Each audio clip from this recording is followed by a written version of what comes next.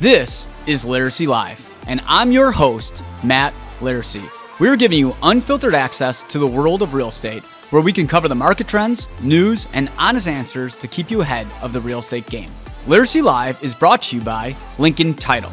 Lincoln Title is the best and most efficient title company in Chicago and is the best place to close your property. Laricy Live is brought to you by Guaranteed Rate and Ben Cohen. Ben Cohen is the #1 lender in Illinois and can close your loan in as fast as 8 days. Today, we are talking about the spring wave. What is the spring wave? Well, the spring wave is something that I made up to talk about what happens at the front part of the market. The spring wave is the hottest time of the year for the real estate market. Essentially, the spring wave starts January 2nd when buyers come back from holiday and are ready to start looking for properties. And at the same time, there's really nothing on the marketplace. So the spring wave begins you get a wave of demand with a lack of inventory, and that's what makes the market kind of really take off. Essentially, the spring wave lasts from January 2nd to the end of May. And I will tell you, strap in, the spring wave is always crazy. Now, why does the spring wave end in May? It's because Chicago is the most rent-heavy city in the country, and everybody's leases come due end of March, April, May, first part of June.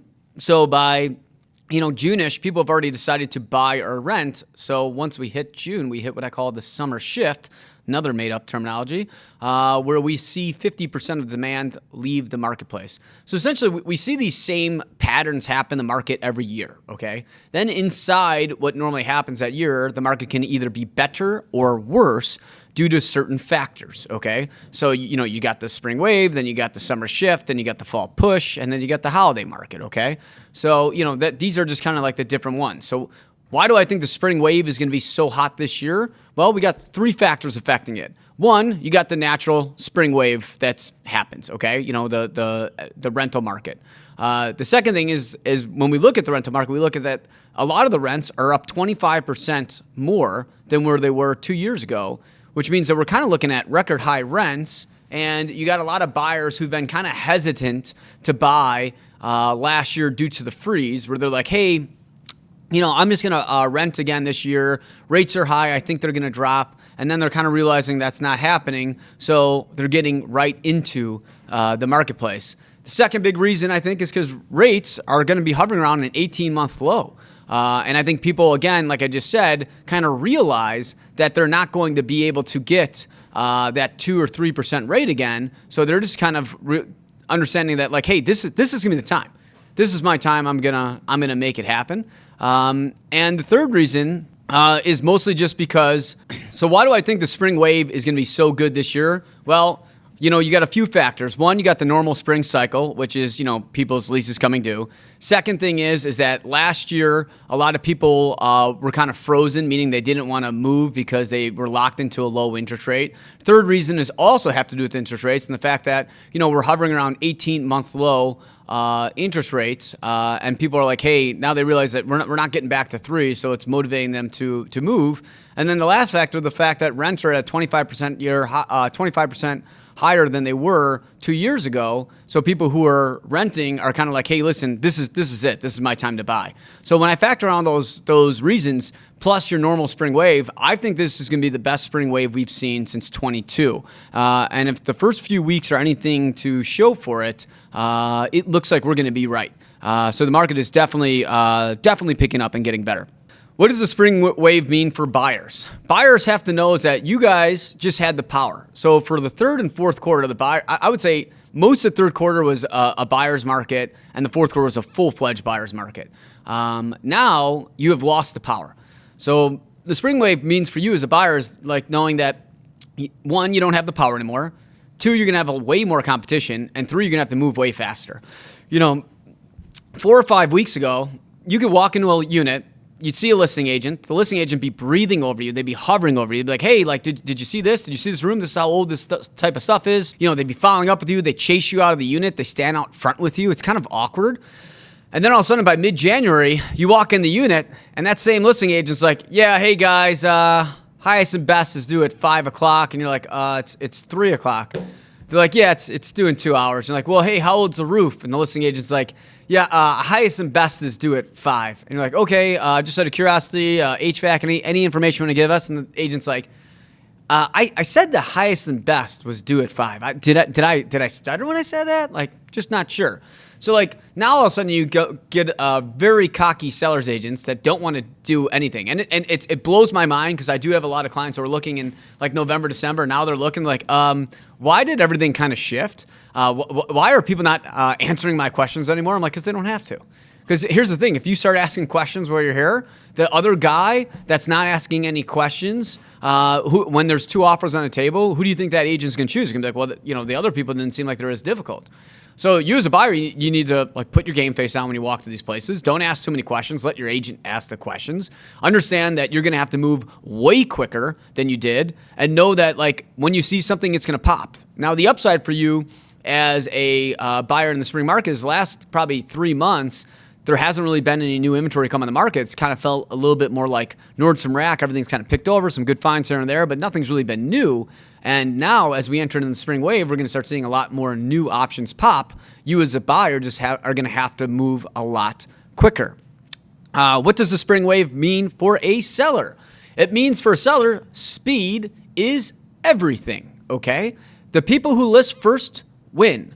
Right now, there's nothing on the market. We went from a high of inventory in the fourth quarter, and then all the sellers removed their properties during holiday season. And the average seller that's selling thinks the best time to sell is March or April. So right now, we have a ton of January and February buyers looking to buy, and they have no options. So if you have a ton of demand and no options, what does that mean? Well, it's the old rule of supply and demand.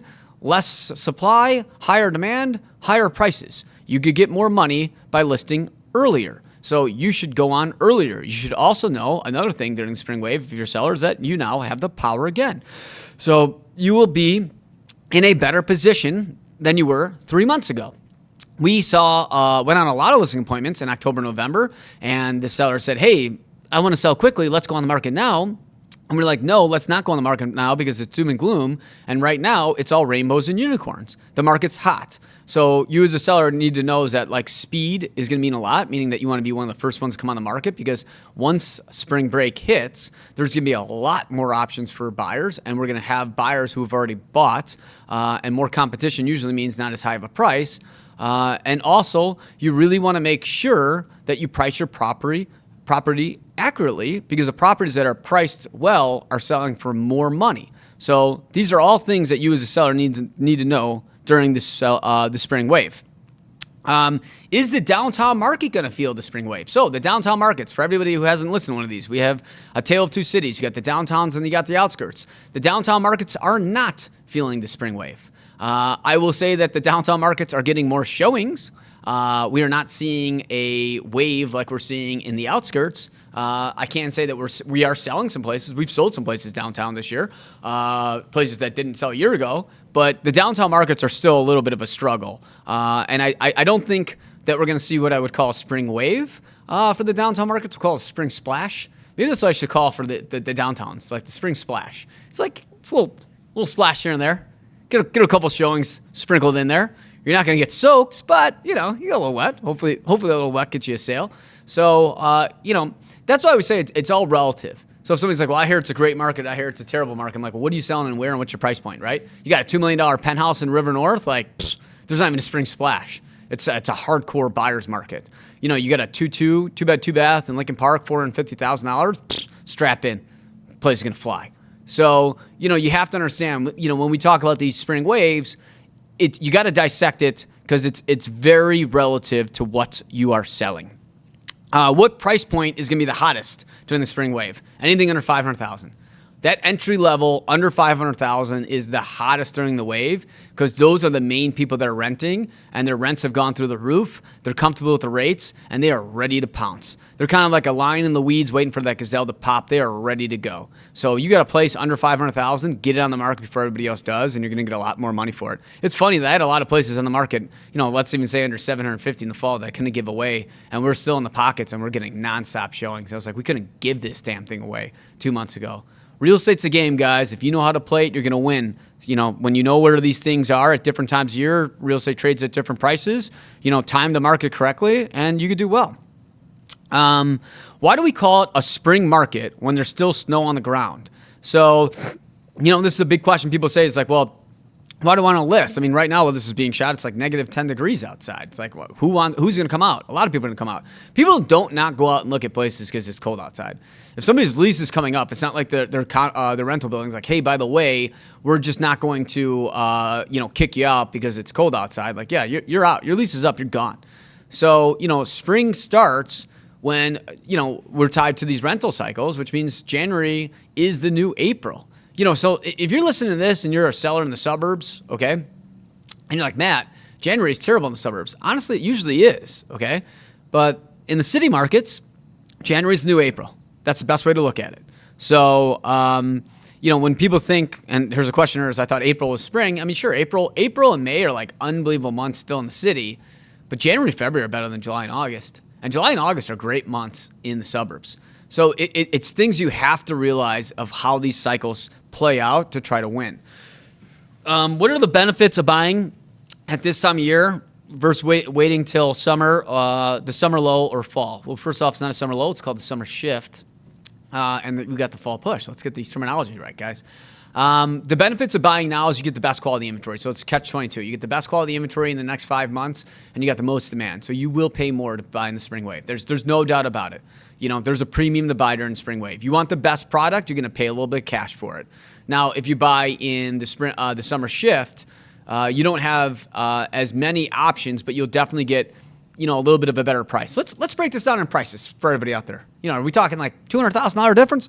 No, we're talking that, hey, something in the spring comes on at $500,000, okay? It may sell for $530,000, okay? So it sells $30,000 over.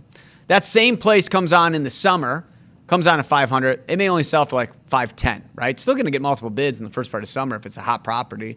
So you save $20,000. That same property may come on in October and may just sell for $500,000.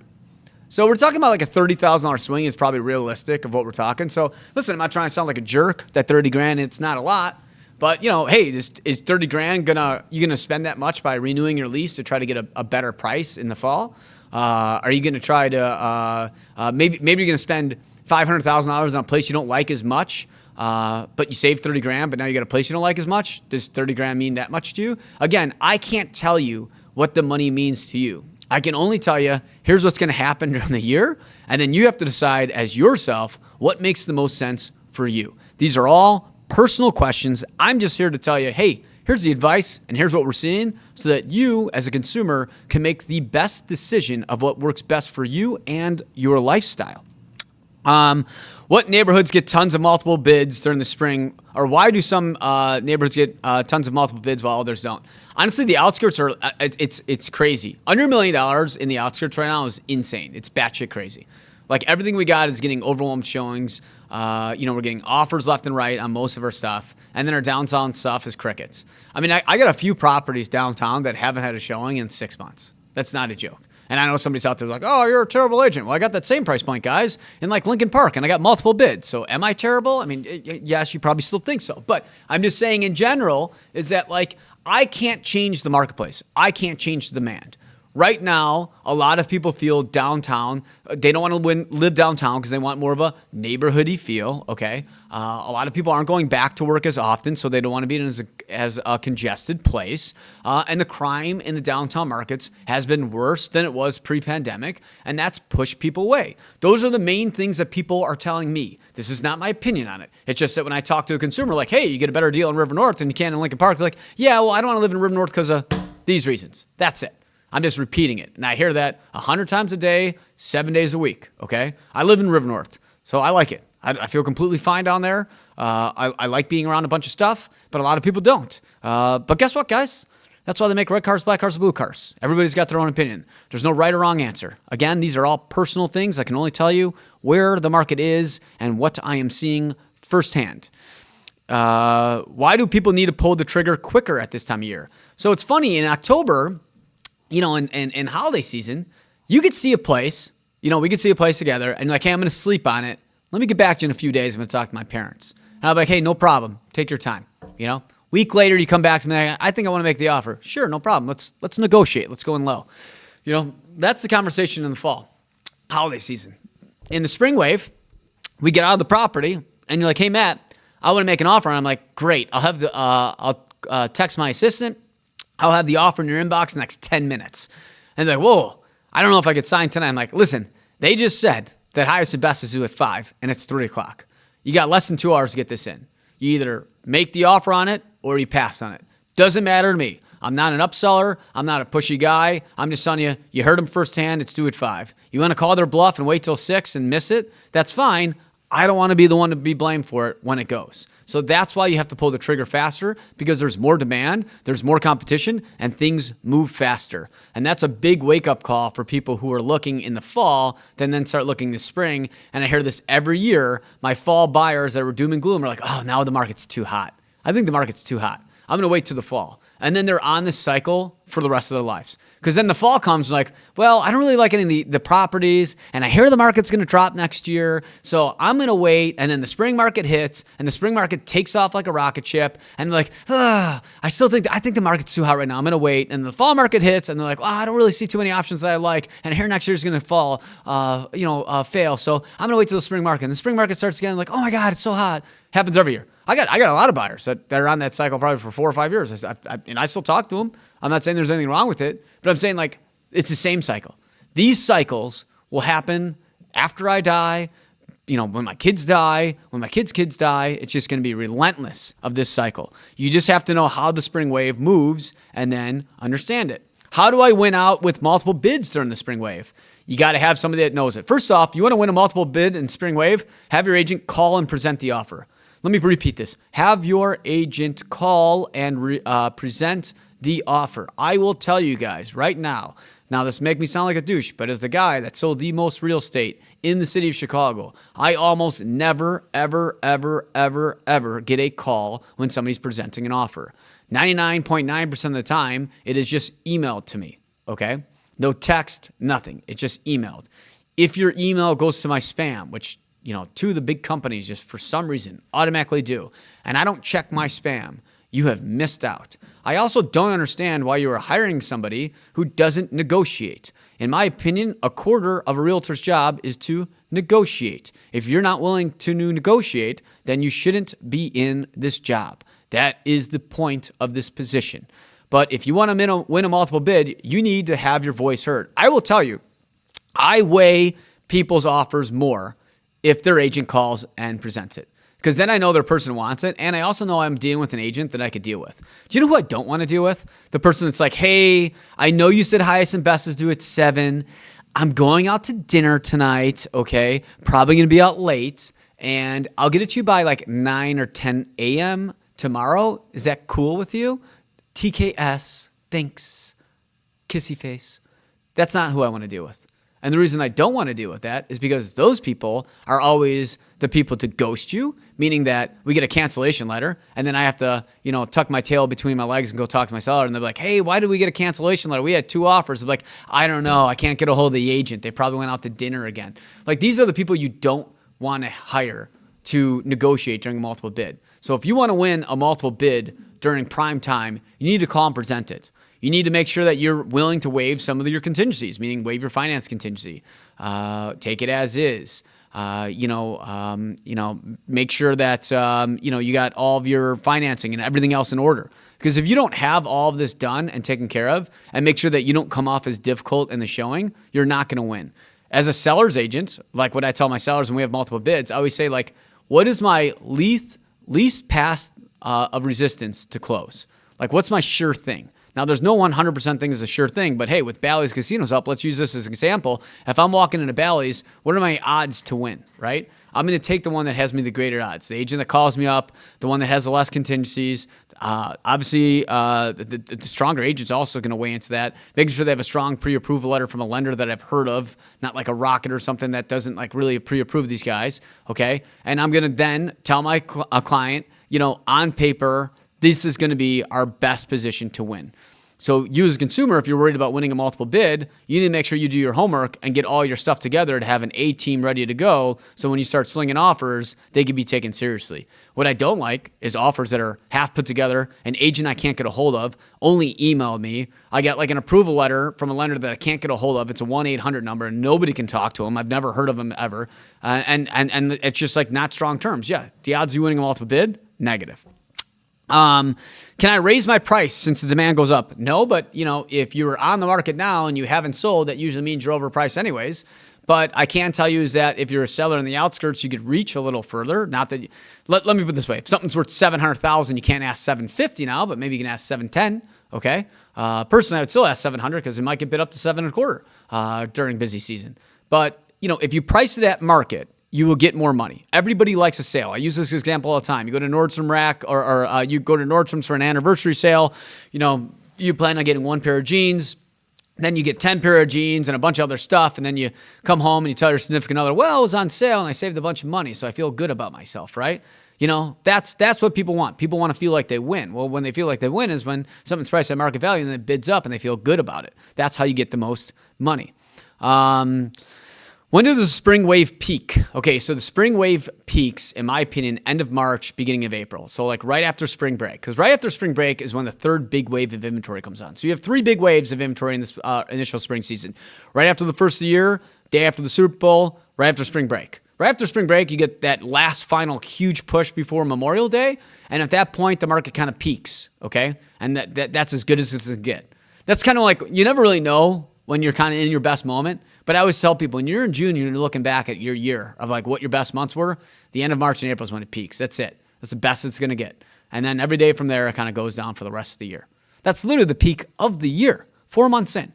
So, you got to time this correctly to try to take advantage of that peak. You don't want to go way too soon, but you don't want to miss it. I also really like being up front because I got the lowest inventory. How was last year's spring wave compared to this year's? Last year's spring wave was not that great. January and February were not really good at all. And then March, April, May, June, July took off. But the first 2 months was bad. We didn't have that really good initial spring wave. I will tell you right now, this year, we have double amount of showings this January so far than we had this time last year. So you better believe that this spring wave is real, and I think it's going to be on par with 22 for our markets. What's my best advice for everybody out there in the spring wave? My best advice for you, if you're a buyer, lock it down. Figure out where you want to be. Don't start with the chicken with your head cut off because you're going to be a day late and a dollar short. You're constantly going to be behind on everything. Figure out what you want to be, where you want to be. The quicker you can figure out where you want to be and what you could get for your dollar, the better off you're going to be on winning out offers in the spring market. And for sellers, don't miss the market. The election is coming and it is going to crush the market in the summertime. I am telling you, be the first to list and you will win. We will do an entire election podcast on why I think this could ruin the summer shift. But for the time being, the spring wave is here to stay. And in order to win as a seller, you need to list. That's all I got for you guys. Thanks for listening to Laricy Live.